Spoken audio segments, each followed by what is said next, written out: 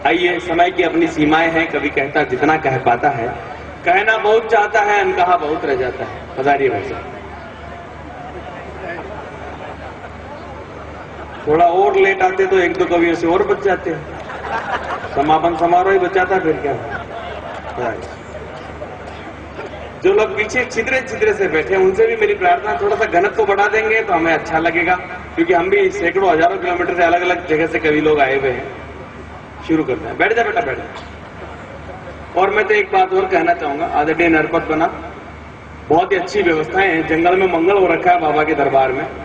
बस एक ही चीज है जो हम कहना चाहते हैं कि जग की सब संपत्ति मिले, सब साधन मिल जाए, पर तुलसी वहां न जाइए जहां फूल कप मिले न चाहे।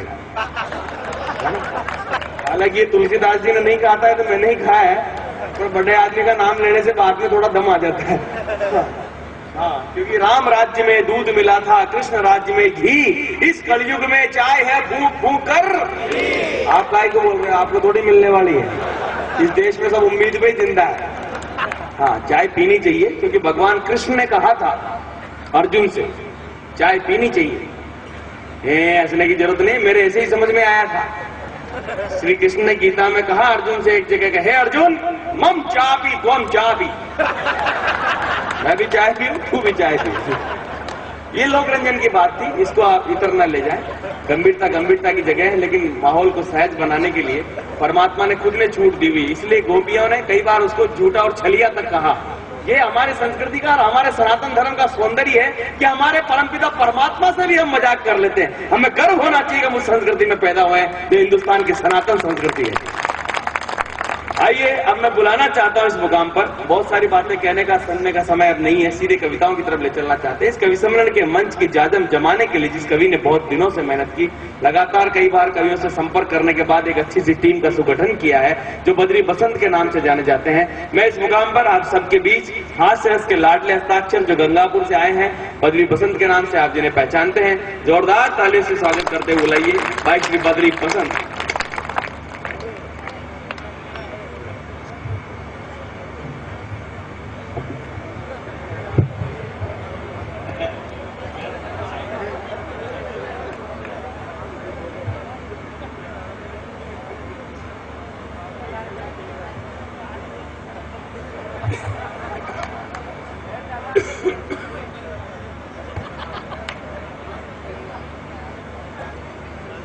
पीपलिया कला के बच्चों को प्रणाम, युवाओं को साधारण प्रणाम, युवतियों को विशिष्ट प्रणाम और बुजुर्गों को अंतिम प्रणाम। जा रहा है क्या? कवि सम्मेलन में कुछ भी नहीं होते हैं, एक सेटिंग होती है, सेटिंग, और सेटिंग में तो आप सब होशियार हो। मुझे एक घटना याद आ रही है। मेरे गांव में एक सेठ जी की शादी, सेठ बड़ा कंजूस, मेरे पास फोन आया, 4 पंडितों की व्यवस्था करो। मैंने कहा दाम क्या दोगे? जो 11-11 रुपए। मैंने एक पंडित से पूछा 11 रुपए में शादी? यहाँ भी कई पंडित आए होंगे। एक पंडित से पूछा रहे 11 रुपए में शादी, जो आप तो भेज दो, हम सब सेट कर लेंगे। मैंने 4 ब्राह्मणों को भेजा, फेरे पड़ने लगे, ब्राह्मणों की सेटिंग शुरू। पहला ब्राह्मण बोला ओम गणनांत्यन गणपति घी चोरो स्वाहा। दूसरा ब्राह्मण बोलियो ओम गणनांत्यन गणपति काय में चोरू स्वाहा। तीसरा ब्राह्मण बोलियो ओम गणनांत्यन गणपति उत्तम मासे पूर्णमासे लोट्यामी चोर ले स्वाहा। चौथा ब्राह्मण बोलियो ओम गणनांत्यन गणपति ओम पूर्व चोर लियो स्वाहा। आधा किलो घी चुराया और लाडी की ओट में रख दिया, बीननी की ओट में रख दिया। आप जानते हो ना, घर में जब शादी ब्याह का माहौल होता है, सारे लोग बड़े व्यस्त होते हैं, पर एक लुगाई पूरे घर का ध्यान रखती है, जिसको अपनी भाषा में कहते हैं नायण मां। उस नायण को पता चल गया कि महाराज ने घी चुरा लिया, तो नायण बोली ओ महाराज घी। चौथे ब्राह्मण बोली या कौन बोली? जो नाया की कल्याणी का की। चौथे ब्राह्मण ने फिर सेटिंग शुरू की। चौथे ब्राह्मण की सेटिंग समझ में आ जाए तो अगली पंक्ति से पिछली पंक्ति तक तालियां उठनी चाहिए। चौथा ब्राह्मण बोला ओम गणनांत्यन गणपति नार कल्याणी बसे मदना आदो थारो आदो मारो ओम नमः स्वाहा। ये सेटिंग होती है। देखो, आप जानते हो, आज की रात आप हमसे सेटिंग करें, हम आपसे सेटिंग करें, हंसते हंसाते रात निकलनी चाहिए। देखो, आदमी कई बार फंस जाता है, और आज हम फंसे। हम आ रहे थे वो पीपड़िया की तरफ से, रास्ते में एक जीमड़ चल रहा, अब ये मनोज गुजर आदमी, इसने कहा भाई साहब झीम ले। मैंने कहा देख फर्जीवाड़ा नहीं चलता है, जो होगा भाई साहब झीम ले। मैंने कहा तेरा जम गया तो टिक झीम ले। जैसे ही हम झीमने बैठे, बादशाह को पता चल गया ये दोनों फर्जी है। आगे आते ही कहा मनोज गुजर से लापसी, इसने कहा काम नहीं आती, पूड़ी खाएगा नहीं चलेगी। बादशाह ने पूछा आप, ये बोला मैं माहिरा में, नंबर मेरा आ गया। लापसी मैंने कहा आने दो, पूड़ी मैंने कहा चल जाएगी। कहा मैंने कहा मैं बारात में। कॉन्फिडेंस होना चाहिए फर्जीवाड़े में जीमने का। मैंने कहा मैं बारात में। बादशाह ने कहा झटपट जीमो और फूटो, नहीं ये माहिरा ना बारात है, मेरे पिताजी का 12वां है। और आप तो जानते हो ना, आपके जाटों के गुजरों के इनके तो फर्जीवाड़ा चल जाता है, महाजनों के बिल्कुल नहीं चलता। वो मूछों वाला आदमी बाहर बंदूक लेके बैठा रहता है, देखे घुस। मनोज ने कहा भाई साहब जीमना तो है। मैंने कहा कनात ऊंची कर और घुस। इसने कहा बात कौन संभालेगा? मैंने कहा मैं हूं ना, बचपन से ही फर्जीवाड़ा में जीमना मूछिया। जैसे ही घुसे, सेठ जी को पता चल गया ये दोनों फर्जी। आगे आते ही पूछा काजू कतली, इसने कहा काम नहीं आती। मूंग की दाल का हलवा, इसने कहा नहीं खाऊंगा। सेठ जी ने पूछा आप, ये बोले यो लायो, नंबर मारो है क्यों? सेठ जी पूछो काजू कतली, मेरे को आया तो खावा लावन 2-4 पूड़ी। मैंने कहा आने दो। सेठ जी ने पूछा आप, मैंने कहा शक्कर कितनी डाली? जो कि 1 क्विंटल 20 किलो। मैंने कहा इतना बिगाड़ा क्यों किया? क्योंकि यार मेहमान तो 1 क्विंटल के ही बुलाया, 20 किलो आया क्या की? मैं क्यों आपको वही 20 किलो वाला आया तो खावा। बस देश में संकट है भाई साहब, बुलाते भी और खाना भी नहीं देते। 4 पंक्तियां देता हूं, पता लगना चाहिए कितनी देर टिकना है। बात समझ में आ जाए तो चौथी पंक्ति पे हाथ खोलना। निवेदन करना चाहूंगा कि भ्रष्टाचार की बात जब आम हो गई, हिंदुस्तान की पूरी सरकार जाम हो गई, हिंदुस्तान की पूरी सरकार जाम हो गई। और भंवरी न जाने कहा गुमनाम हो गई, तभी से यारों मुन्नी बदनाम हो गई। बहुत अच्छे लोग हैं आप सब, मेरे ही माजने के हैं, मुझे पता है कि मुझे क्या करना है। देखो ये सब लोग, माता बहनों की संख्या काफी अच्छी है। 5-7 दिन के कवि सम्मेलन करने के बाद जब मैं घर गया, घर जाकर देखा मेरी बूटी माँ कचरा निकाल रही और घर वाली ऊपर वाले कमरे में आराम कर रही। गुस्सा आना स्वाभाविक था, मुझे भी गुस्सा आया। मैंने कहा माँ तू कचरा निकाल रही, जो वो कहा गई? जो कहो बेटा कचरा रोज मनीष निकालना पड़े, वह तो ऊपर सूती थी। मैं क्यों आज ही तो इलाज पाको। माँ क्यों तारा हूं कहीं ना मैं झाड़ू। मैं क्यों आज इलाज पाको। माँ ने कहा क्या करना पड़ेगा? मैंने कहा एक तरफ से झाड़ू को तू पकड़, दूसरी तरफ से मैं पकड़ूं। माँ ने कहा इससे क्या होगा? मैंने कहा तू क्या मैं निकालूं? मैं क्यों मैं निकालूं? अपन दोनों लड़ेंगे। इतना ही में उसको शर्म आएगी, वो कहेगी लड़ो मत, मैं निकाल दूं। अपन दोनों यही तो चाह रहे हैं। माँ ने कहा शुरू हो जा। मैंने कहा माँ आज कचरा मैं निकालूंगा। माँ ने कहा पुरुष कचरा नहीं निकालते, मैं निकालूंगी। मैंने कहा कुछ भी हो जाए मैं निकालूंगा। आधा घंटे तक लड़ते रहे, तब जाके वो श्रीदेवी नीचे आई। नीचे आती बोली सटअप, लड़ क्यों रहे हो? मैं देख नहीं रही कचरा निकालने की लड़ाई चल रही है, तो इसमें लड़ने की कौन सी बात? आधा तू निकाल दे, आधा तेरी माँ को निकालने दे। देखो औरतें ज्ञान देती है। अशोक चारण बहुत अच्छी बातें करके गए, तिरंगे को वो करो, सैनिक ये होता है। मेरे को भी एक बार जोश चढ़ा, मैंने कहा यार ढंग की कविता लिखे। मैंने भी एक ढंग की लिखी। मैंने कहा सुनाऊं किसको? मैंने कहा ये लुगाई ठीक है, इसको सुनाते हैं। मैंने कहा देख चाचा तेरे को बात सुन में आ जाए, हाथ ऊंचे करके ताली बजाना। लुगाई ने कहा बजा देंगे। मैंने कहा सुन, तख्त बदल देंगे, ताज बदल देंगे, बेईमानों का राज बदल देंगे।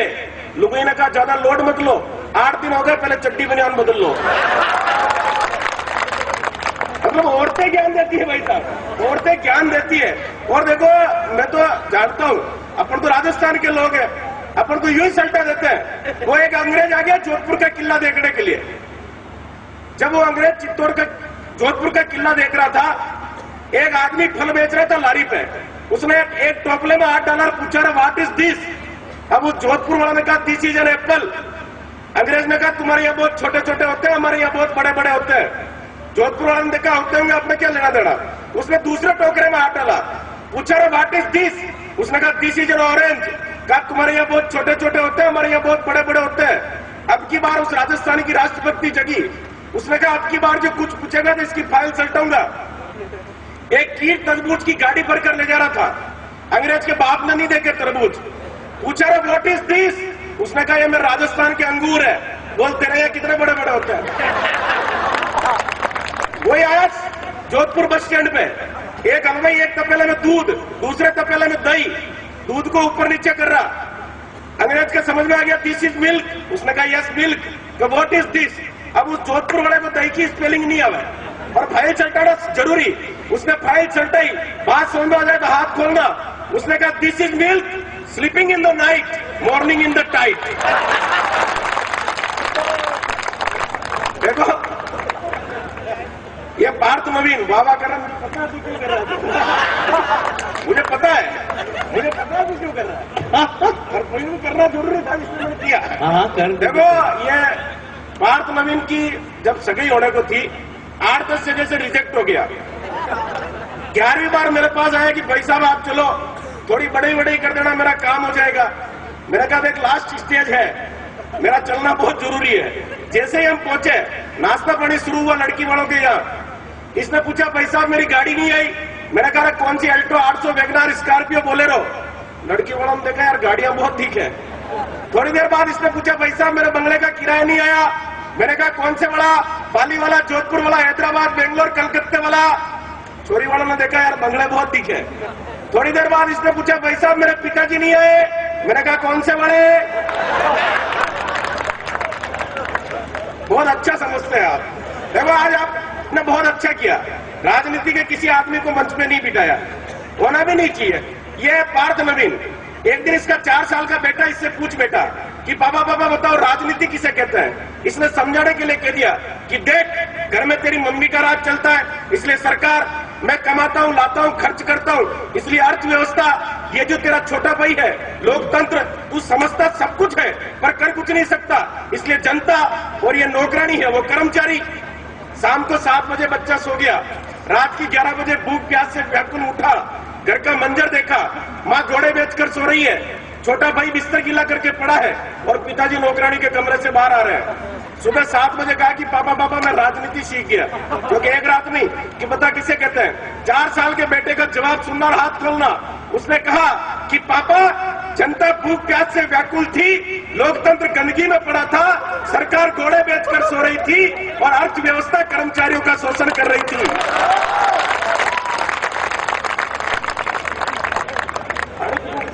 पानी पी लूं? यहाँ आके अच्छे पानी मांग लेते हैं। मैं भी अच्छे वाली लिस्ट में नाम लिखवा रहा है। 2 मिनट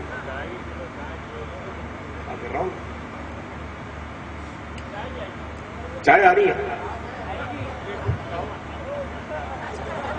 बहुत अच्छे हैं आप। मेरा एक मित्र गया राजस्थान का मध्य प्रदेश में, उससे पूछा गया तेरा राजस्थान में पानी बहुत कम बरसता है, फिर भी तुम लोग जीवित कैसे रह जाते हो। आदरणीय सुरेंद्र दास जी महंत जी हमारे बीच विराजमान है, राम प्रसाद जी महाराज हमारे बीच विराजमान है। सभी संत वृंदों को प्रणाम करते हुए एक बात आपके बीच रखना चाहूंगा। इच्छाधारी बालाजी के दरबार में फिर कभी आना हो ना आना हो साथियों, पर एक बात सुनना।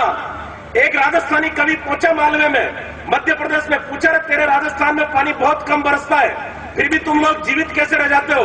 राजस्थान वाले ने कहा हमें पानी की जरूरत नहीं है। सुनना पंक्तियां क्यों जरूरत नहीं है। राजस्थानी की बात आपके बीच रख रहा हूं, बात से सहमत हो तो ताली उठाकर बताना। राजस्थानी ने कहा कि ई धरती पे गाजता और बादल थोड़ो लच, ई धरती पे गाजता और बादल थोड़ो लच, पानी ने काई पीवे या रगत पियोड़ी रज, पानी ने काई पीवे या रगत पियोड़ी रज। मध्य प्रदेश वाला भी कमजोर नहीं था, उसने कहा भारत के राष्ट्रगान को उठाकर देख, पंजाब, सिंध, गुजरात, मराठा, द्राविड़ उत्कल बंगे, कहीं तेरे राजस्थान का नाम नहीं है। फिर किस बात की ऐठन और किस बात का स्वाभिमान, राजस्थान का नाम राष्ट्रगान में क्यों नहीं है। साथियों मैं बताना चाहूंगा आपके बीच, और मेरी बात से सहमत हो जाए तो पूरा सदन एक बार जोरदार तालियों से मुझे बताना कि क्यों राजस्थान का नाम भारत के राष्ट्रगान में नहीं है। सुने साथियों कि कीकर लेवे नाम ने भारत रे राष्ट्रगान, कीकर लेवे नाम ने भारत रे राष्ट्रगान, सारी दुनिया बींदनी और धनी है राजस्थान, सारी दुनिया बींदनी और धनी है राजस्थान। एक फिल्म डायरेक्टर आया था अभी जयपुर में, संजय लीला बंसाली, फिल्म बनाने के लिए पद्मनी के ऊपर, राजस्थानियों ने उसकी फिल्म बना दी। उसको पता नहीं कि पद्मणी कौन थी। मैं बताना चाहूंगा आपके बीच 3 कुलदेवियों के नाम आपके बीच लेना चाहूंगा। ऐश्वर्या राय, सुष्मिता सेन और ये 3 ही अपनी दिहाड़ी माता विश्व सुंदरी का ताज लेकर भारत में पहुंची। मेरे मोहरा कला के जैसे छोटे से गांव में आ जाती तो उसे पता रहता सुंदरता किसे कहते हैं। माता बहनों के बीच, संस्कारवान लोगों के बीच खड़ा होकर 8 पंक्तियां इच्छाधारी बालाजी के दरबार से ऐश्वर्या के नाम पढ़ना चाहता हूं, जिसे बताना चाहता हूं कि सुंदरता किसे कहते हैं। बात से सहमत हो तो तमाम श्रोताओं का आशीर्वाद मांगता हूं। और आशीर्वाद का मतलब यह नहीं कि 5-7 जन आके मेरी टकली में हाथ घुमाओ, तालियां बजानी है। सुनना किसे कहते हैं सुंदरता। बात से सहमत होने का प्रयास आप करना निवेदन करता हूं कि गले से उतरता पानी लहरों के माफिक दिखता था, जिसे देख भारत का शहंशाह मचलता था। तो अप्रतिम सुंदरता के उदाहरण मिलते हैं यारो इतिहास, कहानी और किस्से में। जोर कर गई पद्मनी लेकिन शक्ल नहीं दिखाई भेड़िए को शीशे में। क्या बात है, वाह वाह वाह वाह वाह। तो क्या इतनी जरूरत पड़ गई है आज के जमाने को भारत की सुंदरियां पहुंच जाती है अंग न पाने को। मित्रों 2x2, 4x4, 6x6 all are fit तब दिया जाता है विश्व सुंदरी का ताज। तब कहने का प्रयास करता हूं हाथ खोलना कि क्या इतनी जरूरत पड़ गई है आज के जमाने को भारत की सुंदरियां पहुंच जाती है अंग न पाने को। भारत की सुंदरता नहीं है मित्रों, भारत की सुंदरता नहीं है मित्रों ऐश्वर्या, सुष्मिता और माधुरी की चोली में। अरे भारत की सुंदरता है मीरा के विस्पान, पन्ना के बलिदान और करमवती की रक्षा सूत्र रोली में। आना होगा मित्रों तो एक कविता बाद में कभी और सुनाऊंगा। 2 पंक्तियां सुने, कवि की लिस्ट लंबी है। भाई बुद्धि प्रकाश जी को सुनना है, भाई सुनील व्यास बहुत हास्य के बड़े हस्ताक्षर मंच पे हैं, उनके बीच 2 पंक्तियां सुनाना चाहूंगा। सुने कि क्या इतनी जरूरत पड़ गई है आज के जमाने को भारत की सुंदरियां पहुंच जाती है अंग न पाने को। भारत की सुंदरता नहीं है मित्रों ऐश्वर्या, सुष्मिता और माधुरी की चोली में। भारत की सुंदरता है मीरा के विस्पान, पन्ना के बलिदान और करमवती की रक्षा सूत्र रोली में। तो हे भारत की सुंदरियों, कुछ भी करो, किसी से न डरो, विदेशों से खूब शौहरत खेचो, किंतु चंद कागज के टुकड़ों और झूठी शान के लिए मां भारती की इज्जत मत बेचो। मां भारती की इज्जत। ये रहे भाई श्री बद्री बसंत, जिन्होंने हंसते हंसाते हुए आपको वापस चेतना और संजीदगी की तरफ आपका ध्यान ले गए। फिर आजो राम लक्ष्मण कहाँ चल दिए? अच्छा, वापस आने के लिए जा रहे हो। हमारी शुभकामना है कि आप सफलतापूर्वक मतदान करके वापस आएंगे तो आपके चेहरे पर घोर शांति के भाव होंगे, सारा तनाव जाता रहेगा। शुरू करते हैं आपको। देखो, एक तो हम इतने प्रसन्न हैं आज यहाँ आकर के, हमारी कल्पना के बाहर था कि यहाँ इतने लोग आ जाएंगे कविता सुनने के लिए, और न केवल आ जाएंगे, इतनी रात तक यहाँ बैठे रहेंगे और इतना अच्छा तरीके से सुनेंगे। बल्कि मैं तो ये कवि लोग बार बार आपसे कह रहे तालियां बजाने के लिए, मैं इन कवियों से कहता हूँ एक बार आप लोग जोरदार तालियां इन श्रोताओं के लिए बजाओ। इतना अच्छा ढंग से इन्होंने सुना कि आपके सारे समारोह को जीवंत बनाए रखा। आइए अब मैं इस कवि सम्मेलन में उस कवि को बुलाना चाहता हूं जो द्वारकाधीश काकरोली के दरबार से हमारे बीच यहाँ पर आए हैं, और ये भी हास्य रस के अद्भुत कवि हैं। इनकी बातों में कविताएं हैं, कविताओं में बातें हैं। कभी कवियों के लिए कहा जाता था कि जो कदली के पात में पात, क्यों कवियों की बात में बात। यानी ये वो कवि है जो बिना बात ही कविता करने का सामर्थ्य रखते हैं। मैं सच कहना चाहता हूँ, कविता कुछ नहीं है, चारों तरफ बिखरी पड़ी हुई है, पर आपकी दृष्टि नहीं जाती। कविता का तुकांत होना या छंदमय होना कोई जरूरी नहीं है, एक शब्द में भी कविता हो जाती है। कई बार मौन भी अपने आप में कविता हो जाता है। मैं सच कहना चाहता हूँ, कविता पीड़ा पंत प्रसाद निराला की है, कविता मीरा ने पी उस हाला की है, कविता है खेतों में लहलहाती फसल, कविता है श्रमिकों का पसीना असल, कविता नन्हे शिशु की तुतली भाषा है, कविता आशा है, कविता निराशा है, कविता माता यशोमती की लोरी है, कविता कान्हा ने की वो बरजोरी है, कविता समाधान है, कविता समस्या है, और कविता इन कवियों की कठिन तपस्या है। तपस्याओं के सरोकारों से संबंध रखने वाले शब्दों के जादूगर, जिनमें से एक नाम यहाँ पर मौजूद है पंडित सुनील व्यास, जिनकी कविताओं के अंदाज है खास। आपको हंसाने के लिए आ रहे हैं पंडित सुनील व्यास। जोरदार ताली से बुलाइए आदरणीय सुनील व्यास।